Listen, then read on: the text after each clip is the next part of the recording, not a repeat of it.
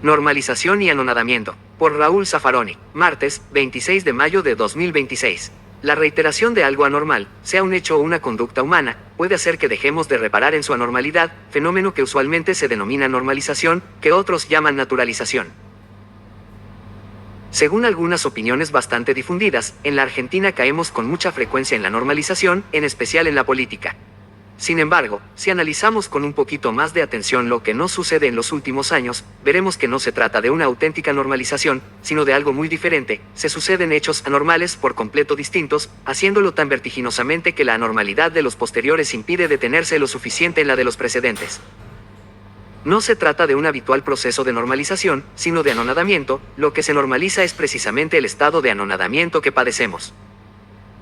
Estar anonadado es estar cerca de la nada, que Sartre, discutiendo con Heidegger, decía que era la negación de la plenitud del ser, pero sin perdernos en mayores honduras ontológicas, es claro que se trata de algo que al menos buena parte de los argentinos vivenciamos. El vértigo hace imposible seguir el curso de los hechos anormales, pero el primero que salta a la vista por ser único en nuestra historia es el del presidente de la nación con sus frecuentísimas crisis de insultos groseros, de elevado contenido sexual y escatológico, contra todo lo que al parecer le molesta, sea oposición, periodistas, artistas y meras opiniones divergentes de la suya. Esto nunca había sucedido en nuestra historia, pero lo grave no es solo el modo y el lenguaje, que al fin todos conocemos, sino que la crispación con que lo hace denota un serio desequilibrio emocional, una suerte de descontrol contra cualquier molestia. Además, proporciona datos que no son ciertos, como los variables millones de habitantes que dice haber sacado de la pobreza. Respecto de estas y otras afirmaciones obviamente contrarias a los datos incluso oficiales y a las vivencias, suele decirse que el presidente miente, aunque eso sería menos preocupante que si realmente creyese en lo que dice, es decir, si no se tratase de mentiras, sino de una alienación de la realidad. Los pibes del barrio dirían que está chapita, pero esto no podemos tomarlo a broma pues, aunque no nos guste, nuestro sistema es presidencialista, el ejecutivo es una única persona, un individuo, que es el jefe supremo de la nación, jefe del gobierno y responsable político de la administración general del país y además es comandante el jefe de todas las fuerzas armadas de la nación. Sin embargo, la sucesión de hechos anormales no nos da tiempo y quedamos anonadados. Y no es para menos, cuando escuchamos de labios del ministro de Salud que el costo del sistema sanitario es muy alto porque hay ahora muchas personas de la tercera edad y unas 6.000 que incluso superan los 100 años. Es posible que eso sea verdad, pero si la respuesta es reducir el presupuesto y los medicamentos incluso oncológicos, no puedo llegar a otra conclusión que la de Binding Oche en 1919, hay vidas sin valor vital en las cuales no vale la pena invertir recursos. Este texto, 20 años más tarde de su publicación, fue retomado y su tesis la llevó a la práctica el nazismo con el asesinato de enfermos y discapacitados, aunque Hitler impartió la orden verbalmente, porque no se animó a dejar constancia escrita. Aquí parece que hoy ni siquiera se toma ese cuidado. Aquí ponen las firmas, reducen el presupuesto, las jubilaciones y las pensiones a discapacitados y todavía mandan a la policía a golpear a jubilados y discapacitados, sin inmutarse ni temor alguno a que algún día los llamen a rendir cuentas. Pero no podemos detenernos en eso cuando, entre las afirmaciones gratuitas del presidente, surge su particular dogma de que el aborto baja la natalidad, porque nadie le explicó que desde siempre se sabe que ese fenómeno tiene lugar en tiempos de recesión económica. Y como si esto fuera poco, ante una manifestación masiva contra el desfinanciamiento de las universidades y de la investigación, responde desafiando con insultos y la reafirmación de no dar cumplimiento a la ley del Congreso. En una de sus frecuentes crisis afirma que es una simple manifestación opositora. El colmo es que uno de los escasos comunicadores que todavía lo apoya, con un caradurismo sin par, retorció como trapo de piso un argumento sensible. Los universitarios son privilegiados que pagamos nosotros, porque hay muchos pibes que viven en lugares lejanos que no pueden acceder a los estudios. No te das cuenta que subestimas al público, que lo consideras idiota. Solo alguien separado de la realidad, idiota, puede ignorar que el acceso a la universidad se amplió en las décadas anteriores y que debe seguirse ampliando y no limitarlo. Porque todavía no alcanza a todos, la solución es acabar con la universidad. Privar de su derecho a la movilidad vertical a través del conocimiento a todos. ¿Querés volver a antes de la reforma de 1918? Solo un enorme papanatas puede por esta vía llegar a sostener que un derecho que todavía no alcanza a todos debe ser suprimido porque los que ya lo ejercen son privilegiados. Aquí parece que no hay un cortocircuito neuronal, sino falta de jugadores. Todo esto está adornado por el caso Adorni que, si bien es escandaloso, no pasa de ser un enriquecimiento ilícito de un glotón que ni siquiera aprendió nada de cualquier ladrón común, que sabe que no puede ponerse a gastar su botín de inmediato porque llama la atención. Se trata del vocero que siempre fue antipático, sobrador, langa, es decir, con las condiciones más negativas para la función. Comparémoslo, por ejemplo, con la habilidad del Corach de Menem, que hacía bromas y repartía facturas, y tendremos la contracara.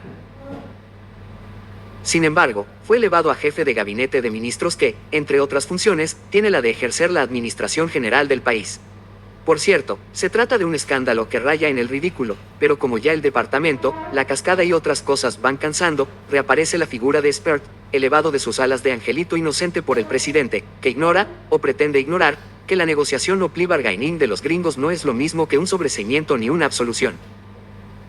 Pero mientras este hecho anormal se difunde, no nos da tiempo a barajar hechos anormales de mucha mayor gravedad, como afectar al Servicio Meteorológico Nacional, con la consecuencia de poner en riesgo la seguridad aeronáutica. Tampoco reparamos lo suficiente en la tentativa de privatizar nuestra energía nuclear, dándole el control de nuestras centrales nucleares a empresas extranjeras, para lo cual ya se les habilita el acceso a aspectos que hacen a la seguridad nacional.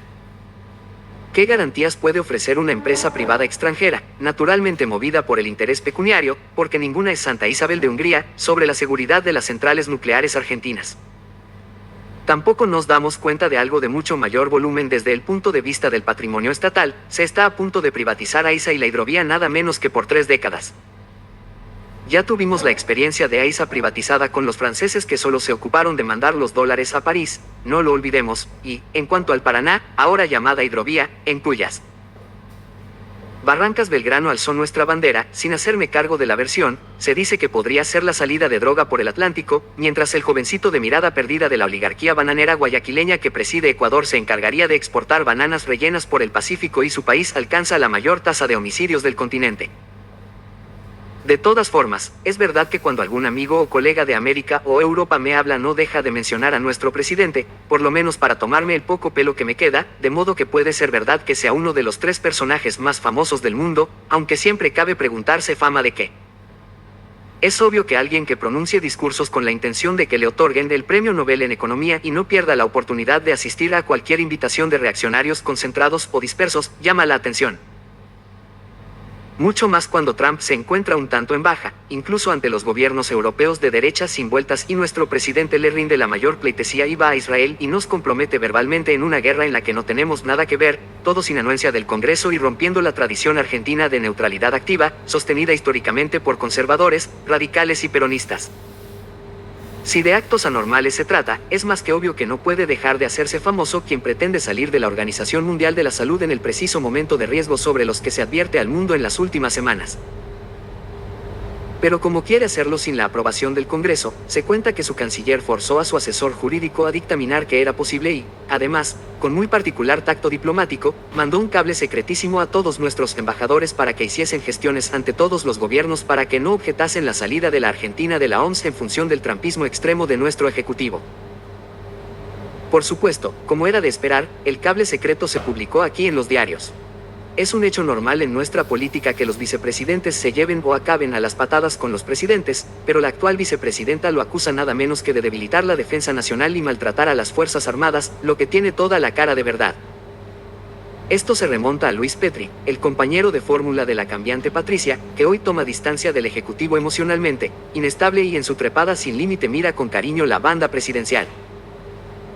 Este ministro, que le había tomado el gusto a la ropa de fajina, antes había contribuido decididamente a destrozar el Código Penal como legislador, con el voto de quienes siempre hacen creer que todo se resuelve con alaridos de borracho en la madrugada de un café de barrio y también de los que temen perder votos que no saben conservar de mejor manera. Ahora hay algunos proyectos de quitarles el uso del celular a 50.000 presos, porque los usaron algunos para cometer unas 300 estafas. En lugar de hacer lo normal en el caso, controlar el uso ilícito, hacen lo anormal, que rompería el precario equilibrio de las cárceles provocando motines y muertos, es decir, un juego criminal de cadáveres que puede ser útil al gobierno o a cualquier interna. No lo de las Fuerzas Armadas, pero todo esto último, lo podría enmendar en buena parte la Corte Suprema. Pero allí nos encontramos con el triángulo institucional de las Bermudas, fuente de otra larga y numerosa serie de hechos anormales, como elevar a un tribunal local a alzada de jueces nacionales, a sostener que la condena a la presidenta del principal partido opositor no tiene trascendencia institucional, a devolver vigencia e inmediata eficacia a un texto legal derogado por el Congreso, sin contar con las públicas rencillas de poder de los 3 miembros del triunvirato, ninguno de los cuales había sido juez con anterioridad. Tenemos algo único en el mundo. En el derecho constitucional comparado solo en nuestro país hay una corte o tribunal supremo con 3 miembros que, además, parecen provenir del planeta Krypton, pues emiten una decisión cada 20 minutos, sin dormir e incluyendo sábados, domingos y feriados y sobre cualquier materia jurídica. Como si todo esto fuese muy poco anormal, se hace pública la carta de un suicida frustrado acusando de su muerte no sobreviniente a Rosati. Simultáneamente otro miembro del triunvirato en una declaración periodística manifiesta que para él sería un sacrificio personal ser presidente de la nación. Hace mucho que se prohibieron las llamadas declaraciones espontáneas en las comisarías y los jueces no toman indagatorias en dependencias policiales, justamente para evitar que los detenidos sean coaccionados a declararse culpables, pero como de actos anormales se trata, ahora resulta que 27 personas han sido coaccionadas por un juez y un fiscal federales para declararse autores de delitos en los tribunales. Esto surge en medio de un juicio oral en que la acusada también es la presidenta del principal partido opositor y los jueces no extraen testimonios para remitirlos al Ministerio Público para que se investigue el concurso de delitos que implica por parte de los funcionarios intervinientes. Podríamos seguir con la imparable andanada de anormalidades fuera de toda institucionalidad, hasta llenar muchas páginas de hechos que nos anonadan, en un mundo que tampoco se queda muy atrás, con un alucinado por el poder que amenaza con borrar un país del mapa, niega el cambio climático que puede acabar con nuestra especie y tiene al alcance de sus dedos el pianito nuclear, no se priva de groserías en sus discursos y en alguna estampita hereje de IA aparece como sanador, pese a lo cual nuestro crispado presidente no deja de rendirle pleitesía. De cualquier modo, no todo se anonada y una de las voces más fuertes y nada anonadada es la del Papa León XIV, que le recalca que no le tiene miedo porque no hace más que cumplir con el mandato cristiano. Pero volviendo a nuestra aldea sudamericana, cabe preguntarnos si aquí acaso es tan difícil superar el anonadamiento.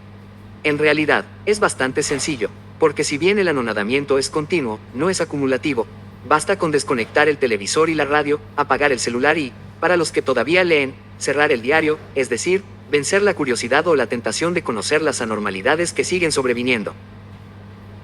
Como toda nueva práctica, requiere a veces cierto esfuerzo, porque es necesario neutralizar la inercia que produce la previa sucesión vertiginosa, para lo cual es necesario algo así como la reversa de empuje de los aviones para frenar y, sin embargo, los aviones aterrizan, o sea que nosotros también podemos aterrizar. Cuando unos cuantos logren aterrizar, se irán alejando de la nada y recuperando el ser, las anormalidades se irán ralentizando hasta que podamos sacarnos de encima a los anormales y dimensionar el enorme daño que han hecho.